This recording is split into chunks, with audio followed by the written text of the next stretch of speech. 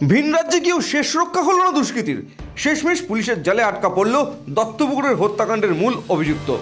সম্প্রতি উত্তর 24 পরগনা জেলার দত্তপুকুর থানার অন্তর্গত মালিয়াপুর বাজিতপুর এলাকার চাষের জমি থেকে উদ্ধার হয় এক ব্যক্তির মুন্ডহীন মৃতদেহ।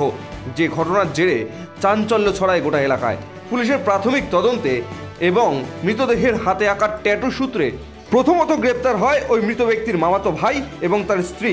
পরবর্তীতে বামগাছি থেকেই গ্রেপ্তার হয় আরও এক মহিলা এবং এই ঘটনার তদন্তে নেমে কাশ্মীরের সাম্বা থেকে গ্রেপ্তার হয় এই ঘটনার মূল অভিযুক্ত। সূত্র মারফত জানা যায় জম্মু কাশ্মীর থেকে জলিল নামের ওই ব্যক্তিকে গ্রেপ্তার করা হয়েছে। খুনের পর সে কাশ্মীরে পালিয়ে গিয়েছিল এবং ধরা পড়ার ভয়ে বিভিন্ন জায়গায় ঘুরে বেড়াচ্ছিল। তাছাড়াও আরও জানা যায় ধৃত জলিল কাশ্মীর জুড়ে ভাঙাচুরা জিনিসপত্র কেনা বেচার কাজ শুরু করে দিয়েছিল। বুধবার বিকেলে তার সন্ধান পেয়ে যায় পুলিশ। তারপরেই রীতিমতো তাকে তাড়া করে গ্রেপ্তার করে। বৃহস্পতিবার তাকে সাম্বা আদালতে তোলা হয় এবং ট্রানজিট রিমান্ডে কলকাতা নিয়ে আসার চেষ্টা করা হয়। এই ঘটনায় মৃত যুবকের মাথার কোনো খোঁজ পায়নি পুলিশ, তবে মনে করা হচ্ছে জলিলকে জেরা করেই সবটা জানা যাবে। ভিন রাজ্যে গিয়েও শেষ রক্ষা হল না দুষ্কৃতীর। শেষমেশ পুলিশের জালে আটকা পড়ল দত্তপুকুরের হত্যাকাণ্ডের মূল অভিযুক্ত। সম্প্রতি উত্তর 24 পরগনা জেলার দত্তপুকুর থানার অন্তর্গত মালিয়াপুর বাজিতপুর এলাকার চাষের জমি থেকে উদ্ধার হয় এক ব্যক্তির মুন্ডহীন মৃতদেহ।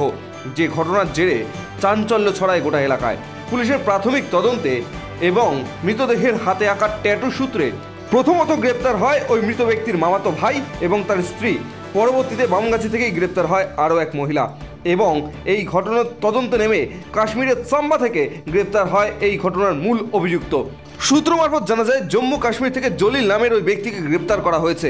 খুনের পর সে কাশ্মীরে পালিয়ে গিয়েছিল এবং ধরা পড়ার ভয়ে বিভিন্ন জায়গায় ঘুরে বেড়াচ্ছিল।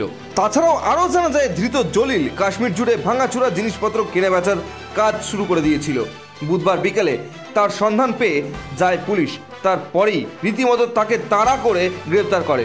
বৃহস্পতিবার তাকে সাম্বা আদালতে তোলা হয় এবং ট্রানজিট রিমান্ডে কলকাতা নিয়ে আসার চেষ্টা করা হয়। এই ঘটনায় মৃত যুবকের মাথার কোনো খোঁজ পায়নি পুলিশ, তবে মনে করা হচ্ছে জলিলকে জেরা করেই সবটা জানা যাবে।